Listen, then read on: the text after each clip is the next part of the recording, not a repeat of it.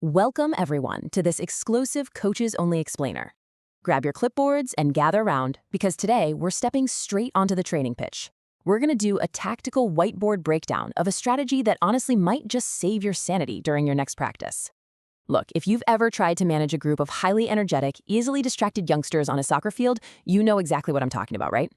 Well, today we're going to break down how to channel all that wild energy into high-level skill development, and we're going to do it using one brilliantly disguised drill. Let's kick things off with a fundamental truth from youth soccer coach and author Chess Duggar. He writes, "As any parent knows, a bored 6-year-old is not an easy child." I mean, isn't that the absolute truth? When we're coaching players in that 6 to 10-year-old range, our biggest opponent really isn't the other team on Saturday morning. It's boredom. Keeping kids engaged, keeping them moving, and keeping their minds occupied, that's the ultimate secret to youth soccer development. Because if they're having fun, they're learning. If they're just standing in a long line waiting for their turn to kick a ball, well, we've kind of already lost them. All right, so here is our session plan for today. First, welcome to the pitch. Second, reading the whiteboard. Third, setting up the drill. Fourth, executing the tidy up. And fifth, key coaching takeaways. Welcome to the pitch.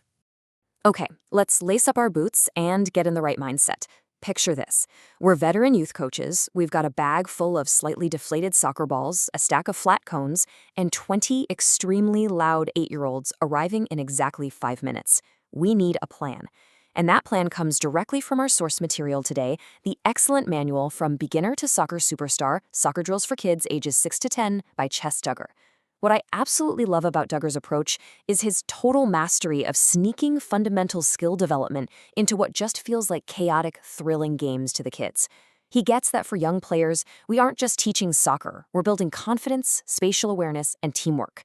And we do all of that by hiding the vegetables of hard work right inside the dessert of a really fun game.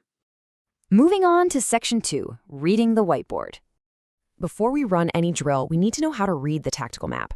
Duggar provides a really clear key for his diagrams, and you're going to need this to mentally animate the plays we're about to look at. So, the white circles, those represent the attacking team, or the team in possession. The black circles are the defense. A solid black line with a little arrow at the end represents the direction of a pass or a shot.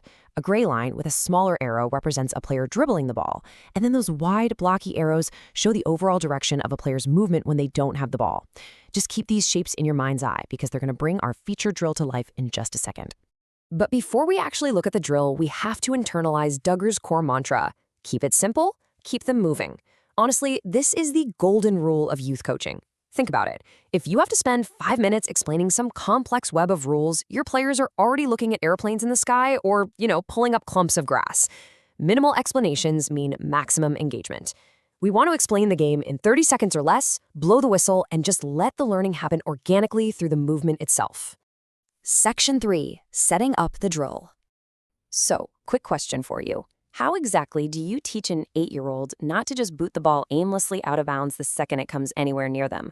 We've all seen it, right? That classic toe poke clearance that sends the ball flying straight into the parking lot.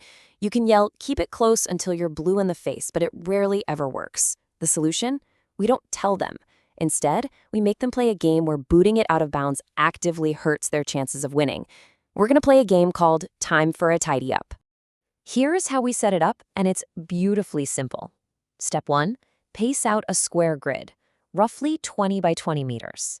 If you have a penalty area handy, you can just use the width of that. Step 2, grab a different color of cones and run a line straight down the middle, dividing your grid into 2 equal halves. Step 3, divide your players into 2 equal teams. Put one team in the left half and the other team in the right half. Then you're going to empty your entire bag of soccer balls, and I mean lots of them, equally into both halves. Now, if you want to make it a bit tougher for older kids, you can easily widen the grid, so it's a rectangle, which just makes the distance they have to cover even greater. Section 4, executing the tidy up. Once you yell go, it's just beautiful chaos. The white team is on the left, the black team is on the right. The objective is so simple. Your team's zone is your bedroom. And, well, it's messy. It's full of soccer balls. You need to tidy up your room by kicking the balls into the other team's room. So you've got players frantically running around, finding a ball and passing it across that middle line of cones into the opponent's grid. But meanwhile, the other team is doing the exact same thing right back at them. It is totally nonstop action. But here is the absolute genius catch, and it's all about how you manage the boundaries. If a player neatly passes the ball across the middle line and it stays inside the opponent's grid, great. They've successfully tidied up. But if they panic and just boot the ball out of bounds like over the end lines or the sidelines, they get penalized. And not by the coach yelling, but by the actual rules of the game. If you kick a ball out of bounds, you have to run out of the grid, retrieve it, bring it all the way back into your zone, and then try again. While you're out there running after your wild kick, your team is playing a man down and the other team is just filling your room with more balls. And what is the coach doing during all of this? You're actively injecting chaos. Imagine a player has just kicked a ball out of bounds and has to run and get it. While they're gone, you immediately kick 2 additional spare balls right into their team's grid. You're completely turning up the heat. This makes sure the energy literally never drops, and it heavily reinforces the natural consequence of abandoning your zone just because of a sloppy, overpowered kick. Section 5, Key Coaching Takeaways.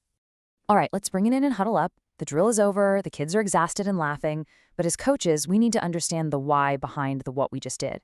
The absolutely crucial point is this.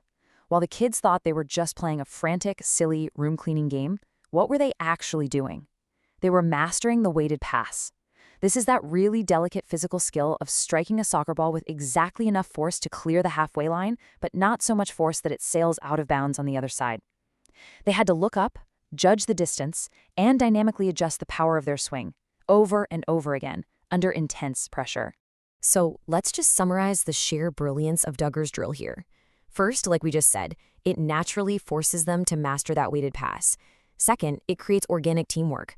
The kids are going to start realizing, without you ever having to tell them, that if 2 of them go for the same ball, another ball is just going to roll right past them. They learn to space out. Third, it enhances spatial awareness. They have to keep their heads up so they don't crash into teammates while tracking all those moving balls. And fourth, it's just highly engaging. It takes what is normally a tedious, repetitive, technical drill, passing a ball back and forth, and wraps it up in a package of chaotic, competitive fun that completely locks in a 6 to 10-year-old's attention. This explainer really proves that player development doesn't have to be boring. In fact, it shouldn't be. So I want to leave you with this provocative thought as you plan your very next practice session. What other fundamental soccer chores, like, say, dribbling with your weaker foot or tracking back on defense, can you disguise as a thrilling, high-energy game? Because if you can figure that out, you won't just be teaching soccer, you'll be creating a lifelong love for the game. Get out there, set up those cones, and let them play.